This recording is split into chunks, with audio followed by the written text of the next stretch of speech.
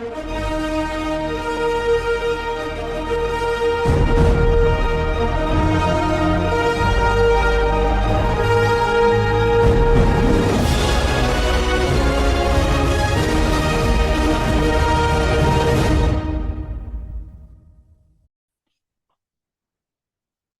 evening, or good morning, or good grief.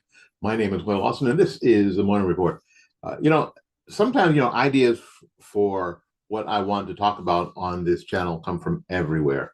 And this morning, the idea comes from a, a group text that I was placed in. I promise you I was placed in. I did not join because I don't normally join group chats. As a matter of fact, I don't think I even know how to join a group chat. Uh, I'm in a couple. I'm in one that's for my house, and then I'm in this one. I'm going to affectionately call it one of two things. It is the grumpy old man political group chat, or it's called the dinosaurs group chat. You guys know who you are. But an interesting post from one of its members, and frankly, I think I only know a couple of the people in the chat. They mentioned that maybe first time candidates should only, run for local offices before they, make the big jump to like running for Congress or something. And I live here in Hillsborough County, Florida, and Hillsborough County, Florida has about 1.5 million people in it. A congressional district has about half, a little less than half that, about 600,000 people. So my question was, because I have some experience being a first time candidate twice, was what's the difference between in here in Hillsborough County running countywide, 1.58 million, or a congressional seat for 600,000, or even a county commission district seat, countywide seat for 1.8 million, 1.5 million, or a congressional district for half that. That was my thought, and the answer was the person had was that the idea was that a candidate could build some public trust and sort of build up their momentum and get people to know them and that kind of stuff before they ran for I'm guessing more important office. And it came to me instantly that I think then if you take that viewpoint, now you write in the comments what you think, please, please. Uh, I'm a big boy. I can take it. Even though I've lost in the past two weeks, I've lost about 6 pounds. Um, I'm a big boy. I can take it. That if the idea is that what the founders didn't want and what conservatives say they don't want are career politicians. So if we're going to make candidates run through the habit trail of politics, get elected to your HOA president, get elected to your your school board district, your county commission, your city council, and then run for state office, and then go up the stair steps. And I personally heard this. Um, you're going to be in politics all your life. You're going to be involved in politics all your life. And you are then going to be that career politician that conservatives say they don't like, that we have too much of. That it's the career politicians that cause the corruption and the chaos and the uniparty and all that stuff. Now, I was thinking about it. The founders said, hey, listen, you can run for Congress at 25 years old. And even then, back in the 1700s, at 25, that person didn't have a lot of experience. Probably a lot more life experience than the average 25-year-old has now. But they didn't have that much time to run for a bunch of offices. They ran to represent where they lived. And a lot of them got elected. Obviously, they were just a little more, some a lot more than 25, and some just 25 or about that age. And they thought that was okay. And the expectation was that you would run for office, stay in office a term, maybe two, and then go back home, right? not that you would run for the next thing, not that you had a House seat that you would turn that over into a Senate seat, and then you would turn that over after 2 or 3 terms, 18 years in the Senate or more, into a presidential seat. We all, being a first-time candidate, I ran for Congress. I ran for county commission. My county commission district is much less than 600,000 people. I think my county commission district is around 100,000 people, something like that. And it was daunting, absolutely daunting. Less daunting than a county-wide school board seat, though. We're back to that 1.5 million, right? But daunting. And I was told to my face that maybe I should try something smaller. Maybe I should try school board. Well, for my school board district, it was about the same size, but it was the idea that the school board wasn't as important. Here's the deal, though. I heard that, and I also heard this from a dear friend of mine that has passed away. Run for the office that you want to get. Don't tell people, or don't listen to people who say you ought to do this and you ought to do that, because those aren't your real supporters anyway. Run for the office that you want to run for. When you're here and you run for Congress in District 14, or 15 or whatever, my district here, and then you look across the country and you see people like Jasmine Crockett. Really, you see people like AOC and the other members of the quote squad, and you're thinking, wait a minute, I think I have more on the ball than they do. Yes, and that was their first office. That was their first hat in the ring. Why can't I? And the other side of that is, why can't people in my party support me the same way the people in their party supported them? And continues to.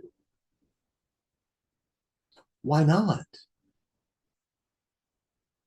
Well, because they want me to be in politics longer. They want me to stop what I'm doing and run for school board, maybe get elected, maybe not get elected, run for my township board, or run for my HOA. I mean, what do you want me to do?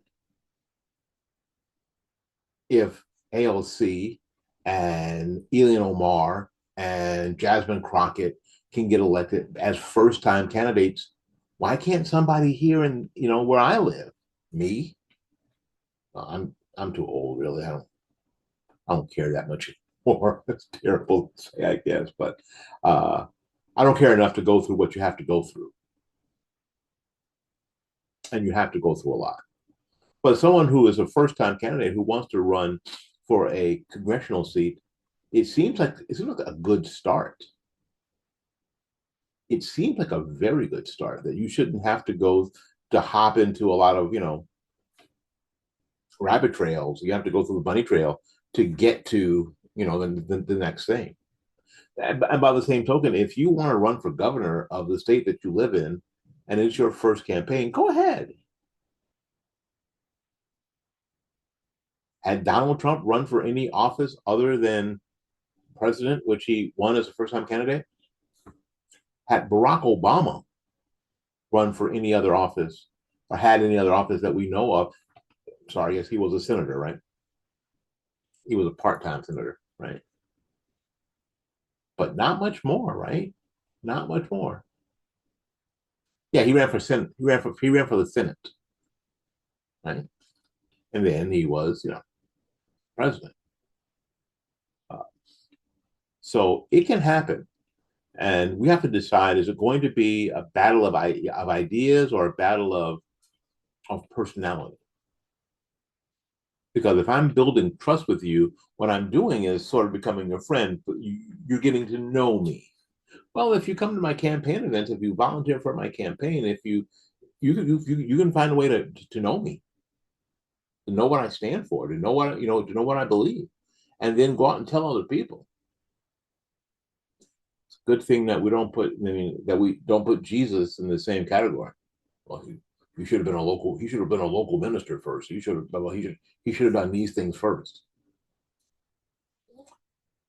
That is a way to do it. I don't necessarily believe that that's the way to do it, and the best way for everybody. And in closing, there's a thing called time that we don't all have time. We know that our next day is not guaranteed. It's not. So while you're busy trying to build your political resume, you could be coming to the end of your time. And then what? And then what? And you also and then you have those that get ridiculed for continuously running for some office. And we see people that some of us call chronics, excuse me, that run. Oh, I'm sorry. Maybe I take a sip of my 7 week coffee.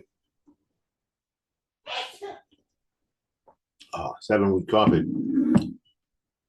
Go ahead and go to the website, order some 7 weeks coffee, get a discount on your first order, and your next orders get a discount using the Fight Back Media coupon code. Anyway, people who are always running for something, and they should wait. I hear that all the time. It's not your turn, especially on the Republican side. Wait, it's not your turn. Wait, it's not your turn. What do you mean it's not my turn? What do you mean wait? What do you mean wait? In 2014, I became the recipient of a 7.5 inch scar on my chest and was almost dead. 2 years later, I ran for county commission again. Why? Because I didn't know if I'd be alive again. I could die. Hell, I died already. Heart stopped. Paddles. Whole thing. Right? So why should you wait? And my dear friend Eddie Adams Jr. was told to wait. People were always criticizing him because he ran for Congress again and again, probably 3 times. And at 65, that's my age now, he passed away. Didn't get another shot to run. So he should have always run for what he wanted to do. He was, in my eyes, he was right. It didn't work out a lot because there are gatekeepers. Before I go, let me tell you a little story. After my first run for county commission, I failed to qualify. Not enough petitions, didn't raise enough money for a qualifying fee, and I didn't have it. Did not have it, and it was $6,000. It was $6,000. I didn't have it, so the campaign came to an halt.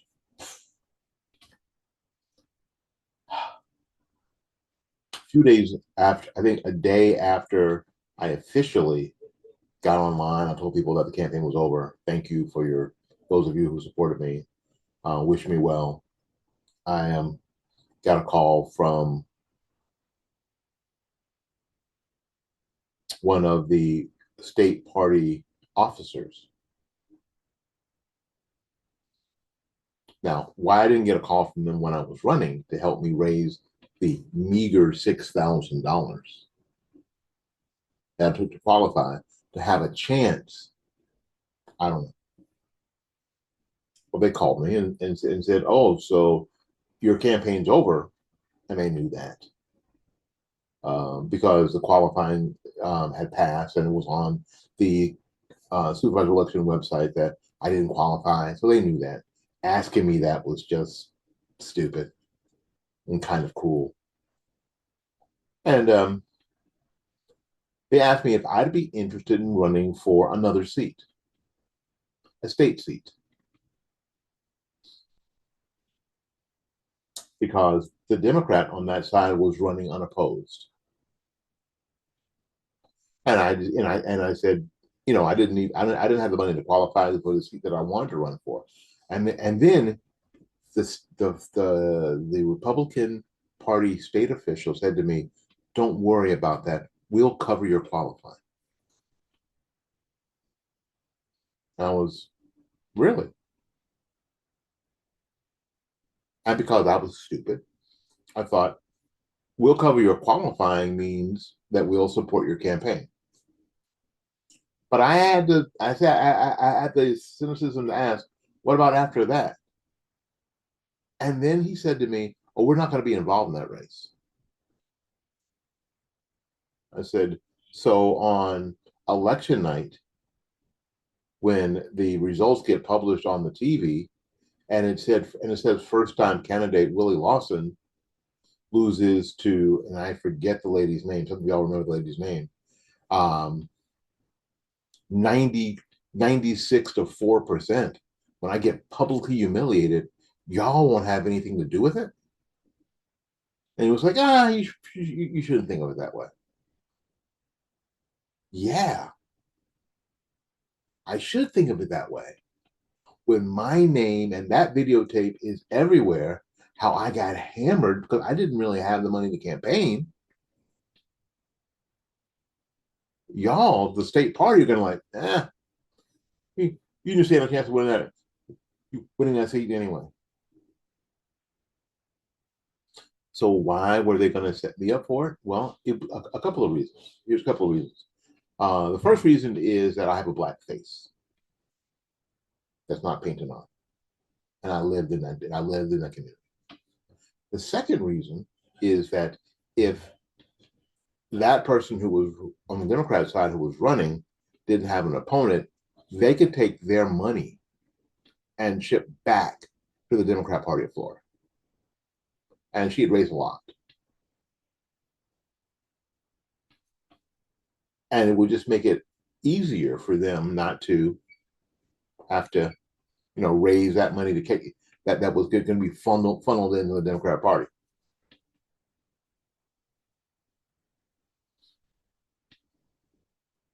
I declined.